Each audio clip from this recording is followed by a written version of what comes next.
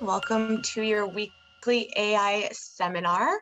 Today we have Saeed Najafi, a second-year PhD student at the University of Alberta, who will discuss zero-shot relation extraction is the task of relation extraction where the training and test sets have no shared relation types. Our technique can successfully translate relation descriptions into relevant questions, which are then leveraged to generate the correct tail entity, showing that QA models no longer need template questions to match the performance of models specifically tailored to the ZRE task. Saeed, we look forward to your talk. Hi, everyone. Thank you for attending and also for this opportunity at EMI. I'm Saeed, and I'm going to discuss my project that I've been working on recently on transferring question answering models for the task of relation extraction. This work is supervised by my advisor, Dr. Alona Fish. So the general outline that I will follow is that at the beginning, I like to describe the task itself, the relation extraction, and also the zero-shot relation extraction. I will briefly go over one of the recent methods for zero-shot relation extraction, and then describe our formulation for this problem in detail, and then I'll jump into the training specifics that we follow in this method. Namely, how we pre-train the models, how we propose some new training objectives, and also the search methods that we use during training. And then at the end, I'll go over the evaluations, the data sets, and the comparisons that we have with some baselines and also with some other related works. Since this work is more in NLP, if you're not very familiar with some NLP terminology during my presentation, you can maybe ask it in the chat, so I'll try to clarify it for you. So relation extraction is being defined as inferring a semantic relation class between two entities that are in a context. So imagine we have a context C. Here, in this work, we only focus on sentences. So in a sentence, we can have multiple entities, and we pick one as a head entity and then another one as a tail entity, and we want to infer a semantic relation between these two entities in a sentence. As an example, we have here a sentence about Donald Trump. Was born on this date at Jamaica Hospital in New York City. So we have multiple entities here. We have Donald Trump, we have a date, June 14th, 1946, and also we have a hospital name, we have a New York City. So for every pair of entities, we can predict the relation class, or we wanna extract a relation class for every pair of entities. So in this case, for the Donald Trump and the New York City, the relation class could be place of birth, which describes the relationship between these two entities. Or Donald Trump, the state 1946 could be the date of birth, or Jamaica Hospital, New York City as a location. So the relation classes are specified with some words that describe the semantic relation between those two entities. So as you may know, there are many applications based on relation extraction. We can, if we have a model, we can apply it on any unstructured text that we get from web. So we have a lot of data stored in text, and we can transfer our knowledge from text into some relation triplets, like head entity, tail entity, and relation classes. So it can be useful to build like knowledge bases from unstructured text.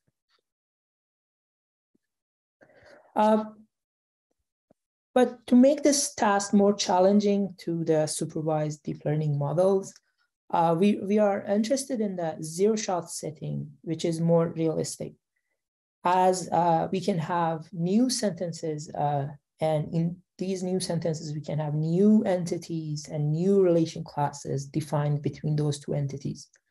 So it's crucial to invent models that can predict new classes that are not defined or observed beforehand during training.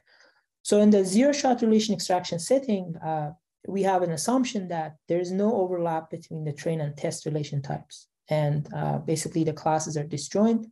In the test data, we can have even more relation classes, or even the order of the classes could be different, or the types that could be completely different.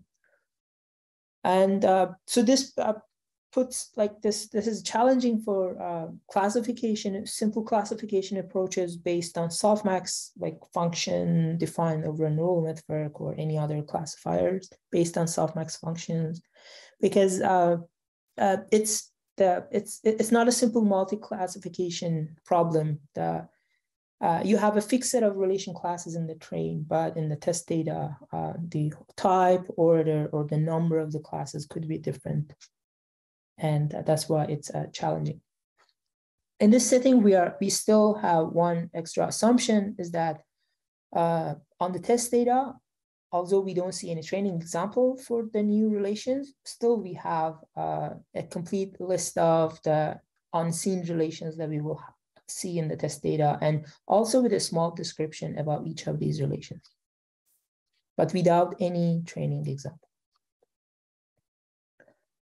So in this slide, I would like to describe briefly one of the recent works that we use as a comparison and as a baseline kind of against our model. So this work suggests that to do zero-shot relation extraction, maybe we can map sentences and the relation descriptions we have for the kind of gold relation into the same semantic embedding space. So in this case, they have an encoder, which is a pre-trained large language model, in this case, a BERT model, that maps the input sentence. Here you can see in this figure X1 with the highlighted entities into the embedding space. So we get this vector like fx1. And also we have a gold relation from the training data and a relation description for that relation. And we can also use another encoder to map now the relation description into the same embedding space. And the training is defined as predicting the relation classes of the trained data, but also making sure that the vectors between the fx1 is close to its like corresponding vector of the relation, while being distant from the other possible relations in the trained data. So they kind of want to put a margin between the f, like I, the gold, the vector of the gold relation gi, while being distant from the other wrong relation classes in the trained data. And then during test time, when we see a new relation, we can map the description of that relation into the same embedding space. And then we do a nearest neighbor search, finding the kind of the relation with the closest vector in the embedding space to the input sentence. So this is one of the recent works for zero-shot relation extraction.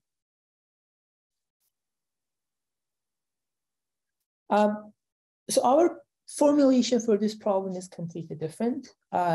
We like to follow the current kind of fashion in NLP, which is about pre-training models on some large data sets and then fine-tuning into downstream tasks. We would like to transfer very powerful pre-trained question answering models for relation extraction. By question answering, if you're not familiar, they're models that they receive an input passage and a corresponding question, and then those models generate or find the answer for that question according to the passage. So the motivation is that if we have a context about Donald Trump and we want to ask for his place of birth, we can just ask a question. So we can ask this gold question, like, where is Donald Trump born in 1946, according to the earlier context that I showed. So, and if we find the answer for this question using a question answering model, then it's like we're verifying a relationship between Donald Trump and that answer, which is in this case is New York. So the idea is that we can have very powerful question answering models. And if you have access to these gold questions, then in that case, we can just fine-tune a question answering model using these gold questions on the relation extraction dataset, and we can generate the tail entities. And once we generate those tail entities, then we can do relation classification on the test data by basically scoring every possible relation. So here, this means our method can do two tasks. The first one is tail entity extraction, where we generate the tail entity given the context C, E1, and the relation words R. And for the relation extraction, we can use our tail entity extractor and score every possible relation. And then predict the one with the highest score that easily generates the tail entity. So this is the idea. We want to transfer question answering models for ZRE. And kind of the requirement is that we need gold questions. If we don't have gold questions, we can make some template queries, or what's called in NLP these days, prompts. So we can say that we can maybe concatenate the head entity and the relation keyword. That could resemble a template, some sort of as input signal that we are looking for place of birth for this person. For example, here we have a pseudo question, what I call as a pseudo question. Are there any questions? If not, I'll go further.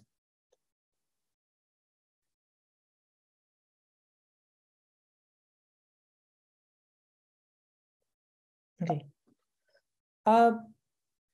Now, the main challenge here is that we cannot assume that we have questions for kind of every relation class, especially unseen classes in the test data. And we don't want to spend labeling like questions for every possible relations on the web. And basically the challenge is that how we can generate questions. Looking at our main training objective, which is to extract the tail entity, we see that we can assume that there's a joint distribution over questions and the tail entity. And if we marginalize that joint distribution with respect to questions, we end up in our main objective. And what's interesting is that we can factorize this joint distribution into two parts, where the first part is responsible for generating questions given context E1 and R. And the second one is about generating the tail entity receiving these C, Q, E1, and R. So it's like we're making a connection between, by optimizing the tail entity extraction, tail entity generation, we can plug two distributions, P theta Q, which is the distribution, or what's called, like what I call as a question generator or question module, which generates the questions. And then there's a response generator or answer module that answers that question and generates the tail entity. So this is basically our kind of the main objective that we have to follow if we want to generate questions and use those questions for relation extraction.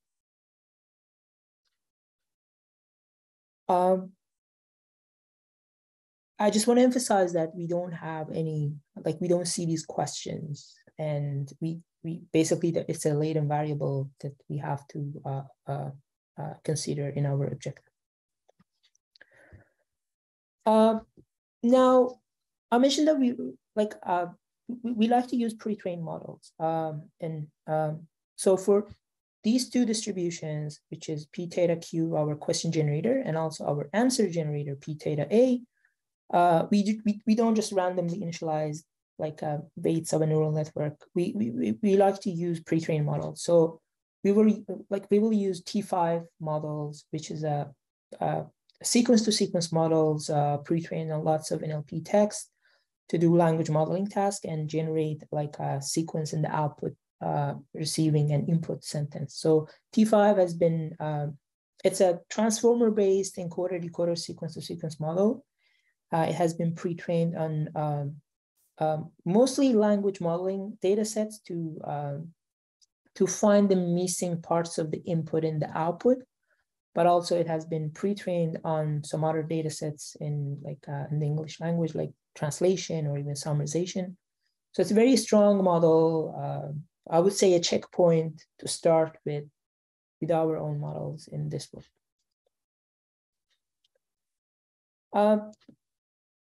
In the next two slides, I like to describe the further fine-tuning that we do over T5 models on question answering corpora. So we have a pre-trained T5 model.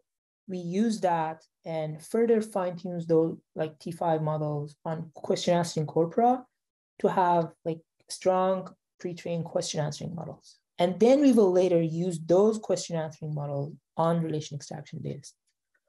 So in this slide, I describe how I pre-train the answer module, which would be the initial checkpoint for the p theta A or the other baselines I was mentioning, like using pseudo questions or the goal questions to generate the tail entity. We fine-tune it like a T5 small version of T5 model on 5 question answering corpora, namely squad, which is a very famous question answering corpus, and it also has some unanswerable questions. And since we're generating an answer with T5, we generate a special unknown token corresponding those unanswerable questions. So we don't like ignore those questions. Some works may ignore, but we don't ignore in this work. Also, some other data sets, narrative QA, where it basically the type of questions are more inferential and the responses are not explicitly in the input passage. So we also use this data set. And then another data set, race data set, where it's a multiple choice QA data set where you have to kind of find one of the like A, B, C, D choices for your questions. But we reuse this data set and we generate the question's correct choice as the answer text in the decoder of the T5 model. So kind of we're mixing all these data sets just to have a bigger QA corpus and to build strong question answering model. We also add 2 more data sets, bool Q data set, where the questions are asking about the yes/no response, and also drop QA data set to encourage the model to learn discrete reasoning, like adding, counting, according to the paragraphs. Although these 2 extra data sets, they may not be really helpful for the relation extraction task, but we added here just to have a complete corpus for question answering. For the question module, we follow the same procedure.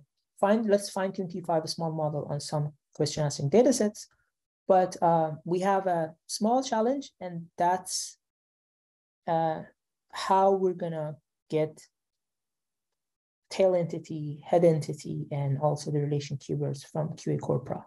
So we want a pre-trained model for our question generator, and according to our factorization, our question generator expects the head entity and some relation word. But the QA corpora, they provide only the question, the context C, and an answer. So we assume that the answer of the QA corpora resembles the tail entity. And then we try to extract E1 and R from the question itself. So if we run a name entity tagger, for example, on the questions and pick one of the entities, then that could be one potential head entity. And also, probably in the questions, there are some words that talk about the topic of the question. So we can maybe sample some tokens from the questions and include them as their relation words. So kind of we follow this procedure and build a synthetic data set from the squad, narrative QA, and drop QA corpora, and fine-tune a T5 model on this synthetic data set, giving the gold passage as the context C, one of the extracted name entities as E1, the gold answer tokens as E2, and also the sample words as the relation keyword R. And we fine-tune it, it will be the initial checkpoint for the question generator, and also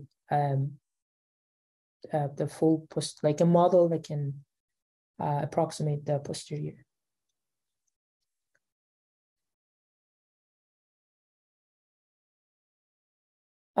So if you don't have any questions about the pre-training steps, now I would like to go over the main training objectives that we use to now fine-tune this question generator, response generator on relation extraction datasets. So for our baselines where we have access to the gold question template, it's so simple. So we can maximize the log probability of the tail entity token receiving the gold question as input. But to generate questions and learn from it in the response generator according to the objective 1 that I showed earlier here, we have to simultaneously update p theta q and p theta a. And we follow what's called the marginal maximum likelihood estimation, where we take some samples from a question module and then use those samples to approximate this kind of left-hand side in equation 1. So our idea is simple. We take some samples from the question generator, and then we do a numerical summation, and then we that becomes an approximate value for this distribution, and then we kind of, in terms of implementation, we backpropagate into our parameters, the parameters of the question module and the answer module simultaneously. So this is being called maximum marginal likelihood estimation. In some related works, it's been better than policy gradient and reinforcement learning based approaches, unfortunately. Just to go over the gradient vectors for the parameters of the question module and also the parameters of the answer module. This idea of MML estimation is following the EM algorithm. So it's like we have the gradient vector with respect to the question distribution, p theta q, but we have this phi q, which is the kind of the posterior distribution q given everything else like C, E1, R, and E2. And the MML estimation is basically tries to estimate the partition function with some samples that we get from the question module. And similarly, the gradient vector for the answer module also follows the same idea that we have an estimation for the posterior, and then we use that here to update p theta a. But this is the basic MML estimation, but unfortunately it doesn't work simply for our problems on the relation extraction datasets. And we actually propose two more alternative objectives here. The first one is that to train the answer module, we don't need to sample multiple questions. We actually, it's better maybe to only use the best question from the question module. And then using that best question, we try to update the response module p theta a.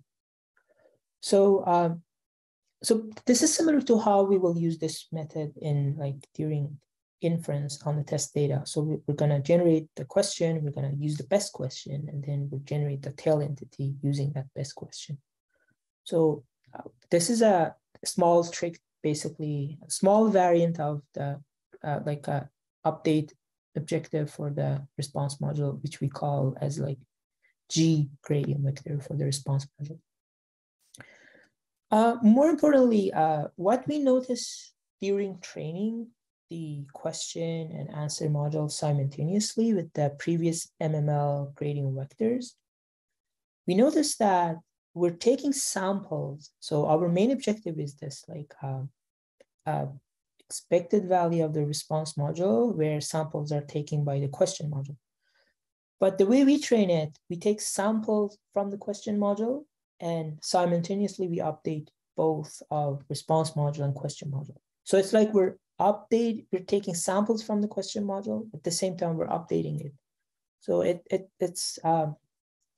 it could be similar to what's called in like RL as online,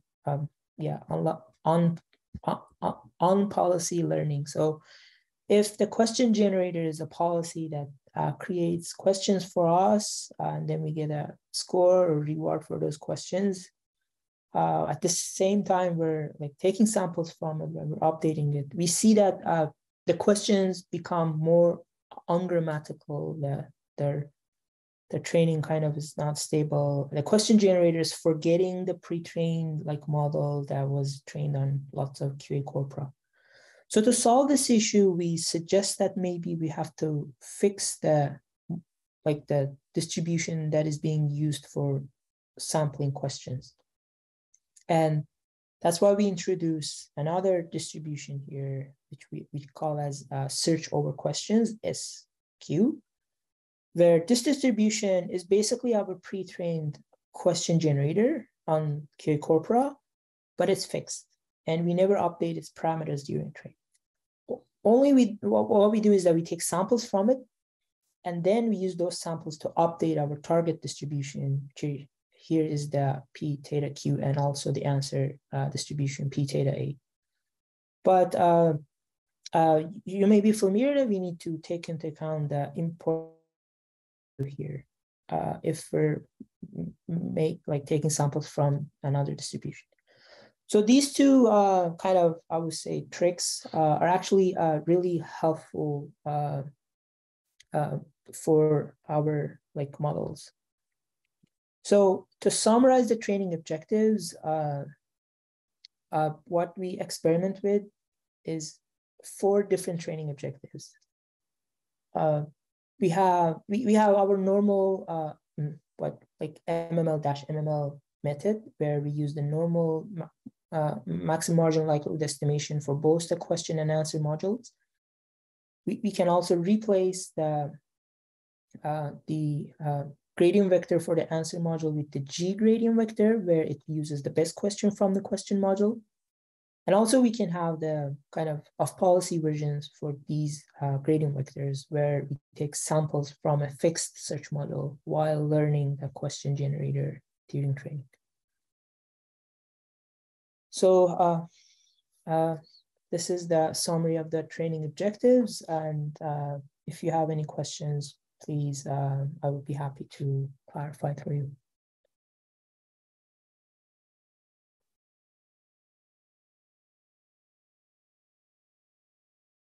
Okay. So as a final slide on training details, I would mention the search methods that we have to use on our models. So the important one is during training. I will skip the testing phase. So during training, when we want to find the best question sequence, we use beam search decoding. This is a technique in NLP that can generate the highest scoring sequence from a conditional language model. So we use beam search decoding to find the best question for the G gradient vector. But for the other gradient vectors, where we need to collect samples, multiple question samples, we experimentally we see that like nucleus sampling or some sort of sampling that also has a little bit of exploration is way better than always being greedy. So we use nucleus sampling, where it finds the vocabulary at each generation step in the question. It finds the vocabulary with the cumulative distribution above a threshold, so a minimum set of words that have a cumulative distribution above the specific threshold, and then we sample from that set. So it has better exploration compared to other search methods. And during testing, we act greedily. So to generate the tail entity in the answer module, we use greedy decoding.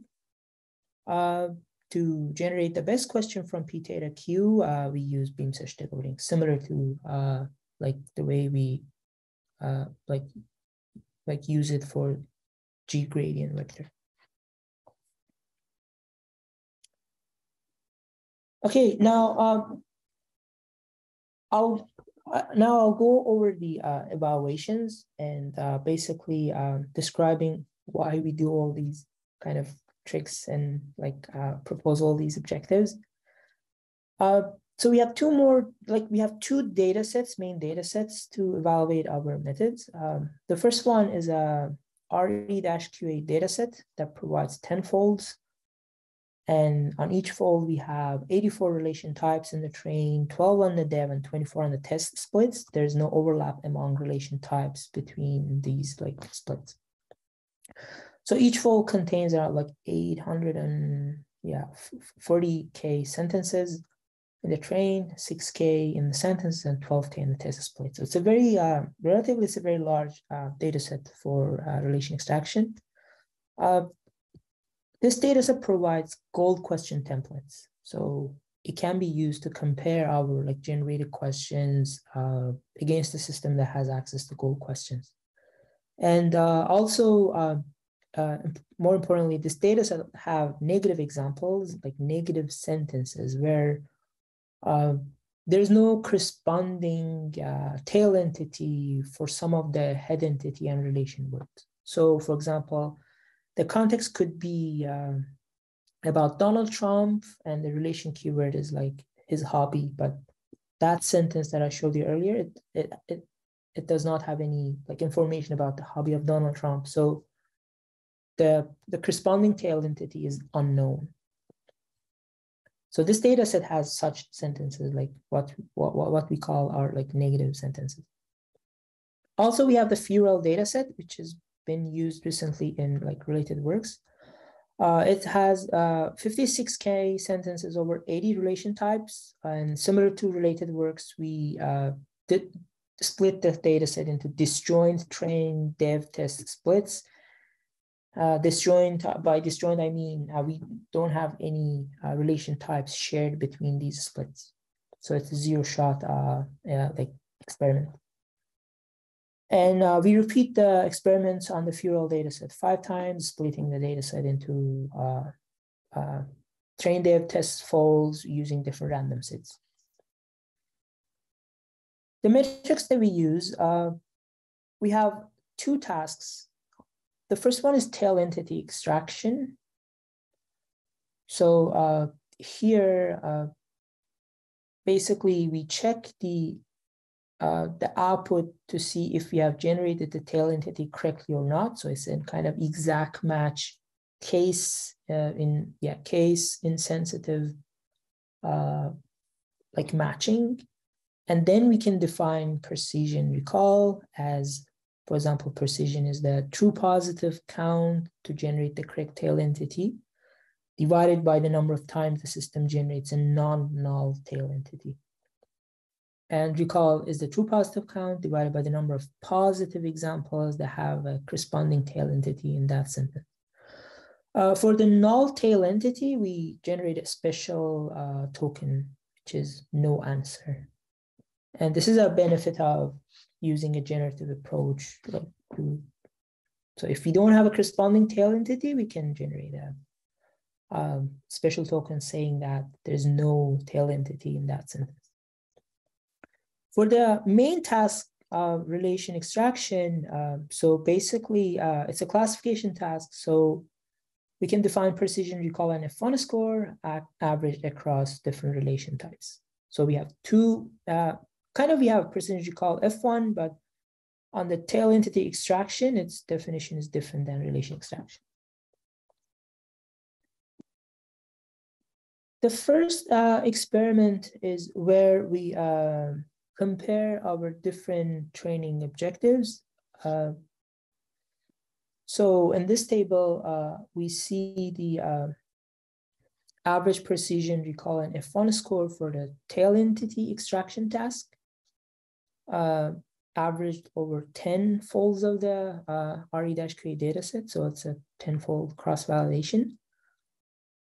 As you see, both of our kind of like proposals to make the training objectives more robust in terms of using a greedy vector and also using off-policy sampling, they both contribute to higher F1. And also, like more importantly, they provide better questions. So in the last column, here we report the perplexity score for the generated questions. And perplexity is kind of a score that gives a, that when it's lower, that means that the quality of the questions are better in terms of grammar, like semantics, according to the English language. So it's given by a language model pre-trained on some English text. In this case, we use a GPT-2 language model to compute the perplexity for the generated questions. And as you see, for example, in the MML-MML, the perplexity is terrible. That means there are like the generated questions, they are not grammatical at all. But by just switching into off-policy sampling, we get very good questions. So I'll show you an example of some of the generated questions here using these different training objectives. So in this slide, I have a context. So the sentence is, the vision of Saint Eustace is a painting by the early Italian Renaissance master Pisanello, now in the National Gallery in London. So the head entity here is the name of this art, like Vision of Saint Eustace. And the collection or the gallery name or the tail entity is the National Gallery here. So these are our two entities.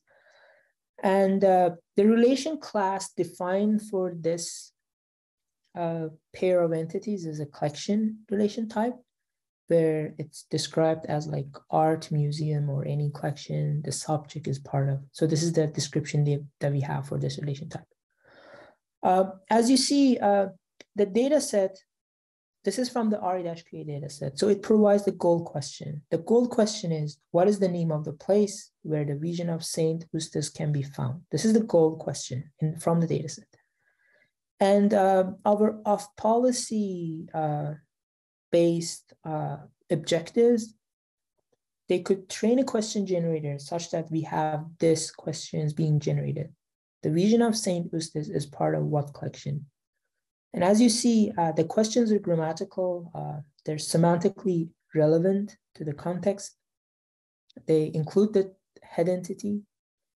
And they exactly ask for the information that we want, which is the National Gallery. And it can be basically, if you compare the goal question and the generated questions by the off-policy sampling based method, you see that they're more like it's like we have rephrased the goal question into another question.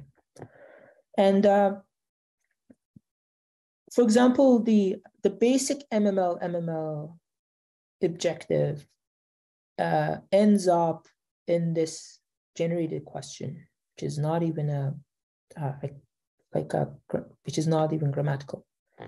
And also we have here a model base-base, which is the pre-trained question answer modules without fine-tuning on relation extraction dataset, like without using any of the here objectives to fine-tune the model.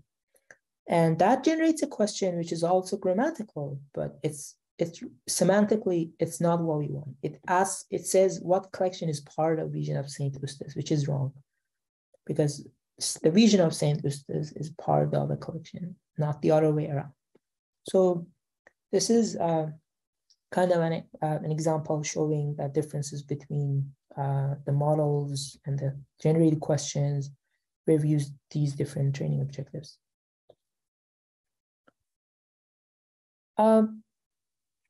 Now, to compare our kind of best model trained with our base training objective with our two major baselines, you can look at the bottom 3 rows in this table. So this is a tail entity extraction task, and F1 averaged over 10 test folds of this data set. And as you see, we outperform the baseline where we don't generate any question and just use the pseudo prompt concatenating the head entity with the relation keywords. We outperform it by 2.6 F1 score on average over the 10 test folds. And we get closer to the system with gold question. On the same data set, now we do relation extraction. So we want to now see the metrics defined for the zero-shot relation extraction. So we see that the gap is now between our system and the pseudo-Q baseline is a lot in terms of relation extraction. And also it gets very close to the system which has access to gold questions. So this verifies that not only the quality of the generated questions are good, but using those questions to do relation extraction is actually achieving very good performance. Also, we have the z-squared performance here that I like the method that I described earlier. There's a very important detail here. Since our method is a generative approach that generates the tail entity, and then we use that distribution to score every possible relation on the test data, we can use those negative examples from the data set. But for the z-squared, we cannot use negative examples because there's no tail entity highlighted for the head entity. So we cannot use it in the z-squared model. And that's what we believe is really important benefit, like in a generative approach compared to a purely classification approach in z-squared. On the FewRel data set, again, we see that z-squared achieves the reported performance around 40s, but when we run actually our models here only on the FewRel dataset, it performs worse because this dataset has only positive sentences. But when we generate negative sentences, the performance again goes up to 60s and outperforms z-squared. And also you see that the gap for half-MML-G compared to pseudo-Q trained. So how do we generate negatives? It's so simple. So we repeat every sentence, we replace the relation keyword with a dummy relation keyword, and then we just generate the unknown token as a tail entity. So it's a very simple procedure to add negatives during your training. It's like this is a good thing that we can do with our methods, with our generative approach. But again, z-squared, it can only see here the positive examples. Also, there are recent works like relation prop that I didn't cover, but we also outperform those methods using our approach. So this is my final slide in terms of evaluation. So I like to show you some generated questions. So this is a context sentence, which says, bored with the Eurovision Song Contest, rap came out with the Bundesvision Song Contest in 2005, the Federal Republic of Germany officially being called Bundesrepublik Deutschland in German. So here I have some example generated questions for different relation types. So in the first one, we have, what is the name of the team that was involved in the Bundesvision Song Contest? So this is the question generated for the relation type, like participant, like a team participating in something. The second one is about the country of origin of something, like a region of something, like what country was the regional Buds Region Song Contest. The second one is about the award nominated for, like, nomination for something. The last one is about the head of government, or even this one, what musical instrument did rap play in the Buds Region Song Contest? This is a question generated about the relation type musical instrument. For example, like someone plays violin, so there's this relationship between violin and that person. So as you see, all these questions context dependent. The questions are grammatical. The questions, more importantly, we have a way to control the generation of these questions. So if I want to ask for like head of government, the questions are about that. If I want to ask about the location, the question suddenly becomes like, where is the Buds Region Song Contest located? So this shows that kind of we were successful in generating these like questions, and also like this is on kind of weakly supervised. We don't have any directly called questions defined for like different relation classes. So last slide, in conclusion, this work introduces a training objective that can be used to fine-tune question answering models for relation extraction. Our method can generate semantically relevant questions, and those questions can be used for an answer module to do relation extraction. And we can also show that we are achieving very competitive results compared to state-of-the-art relation classifiers. And personally, I see this would also be continued into some other directions. Mainly, we can use like more inference capabilities of QA models and perform document level relation extraction, making connection between entities in a document where the relation is more like complex. Thank you so much. If you have any questions, I'll be happy to answer.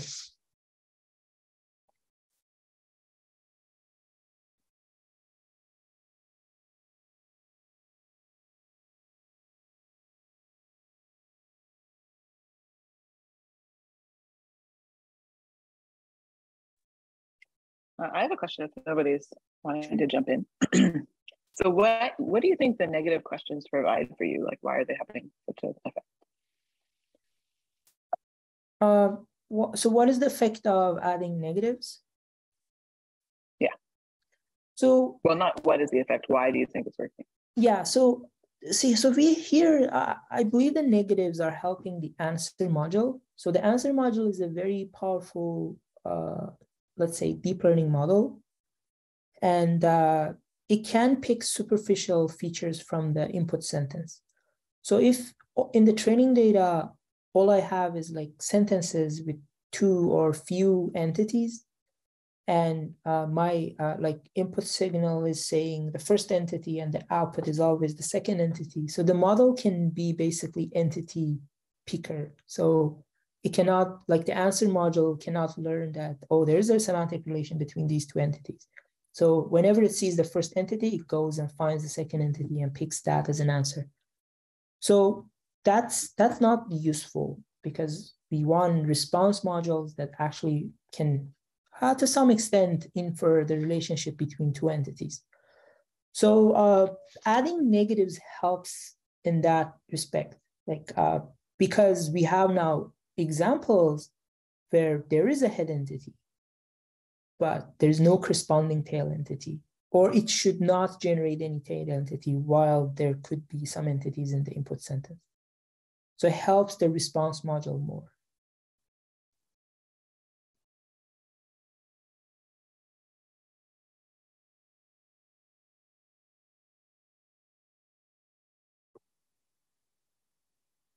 I hope that clarifies your question, Flora.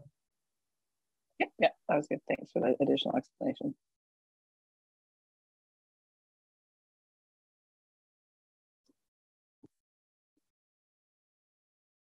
And what do you think is missing to get you to the gold question performance? What's like when you look at your example questions, why do you think they're not doing as well as the gold questions in your previous results? Yes.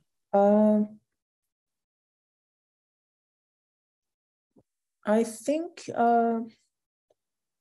I would say because in the gold question baseline, we have a single template defined for every relation type. So during training the response module, the input questions are more unique compared to my method. I'm not saying that my model cannot generate a wrong question. It can generate a wrong question, maybe asking for another information. But also it's possible that my model can generate more diverse questions, making the training of the response module more challenging compared to using just single template as a question and training a response module using those single templates. Gotcha, that's interesting. That could be an reason. So I have a question.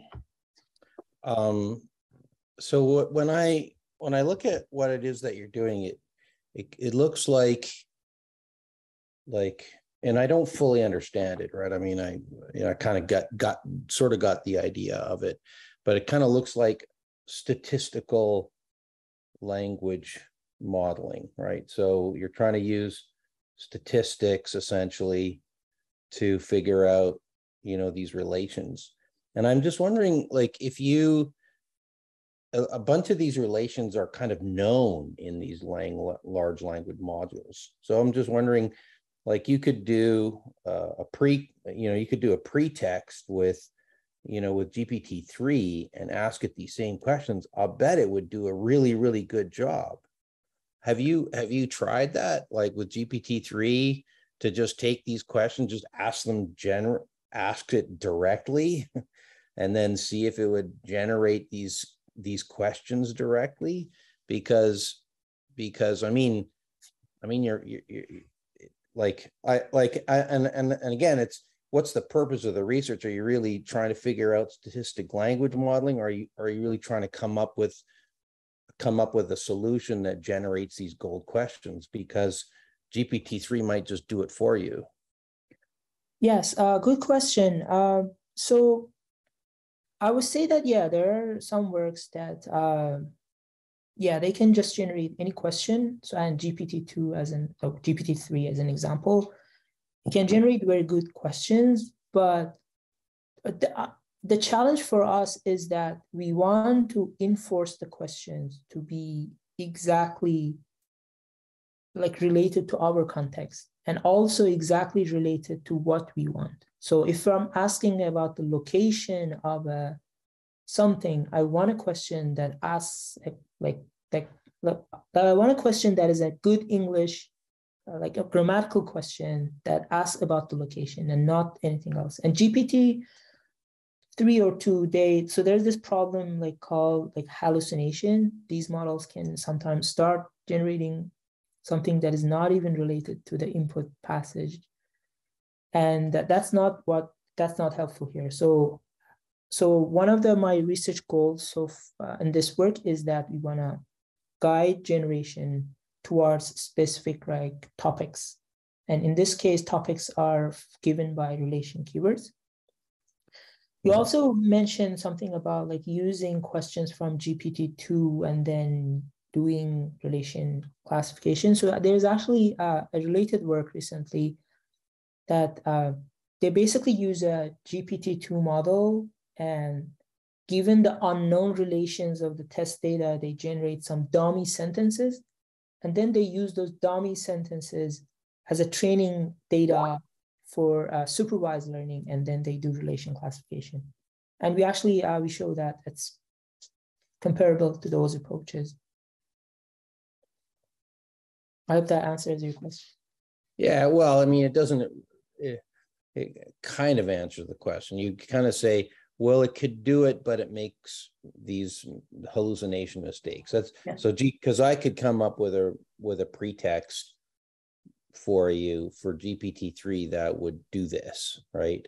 So then the question is, like, if you don't like the hallucination, like, maybe solve that problem as a separate thing, like maybe generate all the questions and then figure out how to find out which ones are hallucinating by referring back to a database or something like that. So using other forms of reasoning, from the generated results, you could solve that problem. Because yes, I understand the hallucination part, but the other thing too is that if you formulate your pretext really well, you can significantly reduce the likelihood of hallucinations. It really depends on how well, like, if you give it some good examples in your pretext, it does a pretty good job. And then the other thing, of course, you can layer these things, right? So again, I'm just trying to understand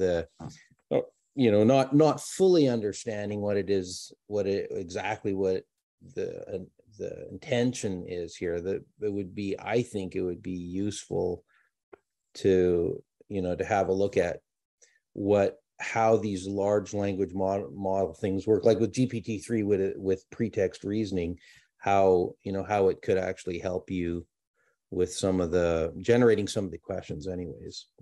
But I mean, it might help. Sure. I would see that there's this recent trend in NLP that we have a large language model. We don't want to train anything on downstream tasks. Let's just ask some pretext or prompts from that model and then does the task. So our work follows the same direction. The difference is that instead of any random language model, we're using question answering models.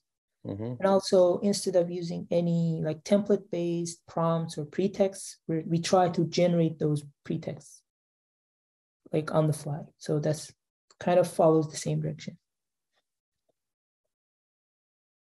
Oh, there's a yes. So I would be happy if you have any further questions.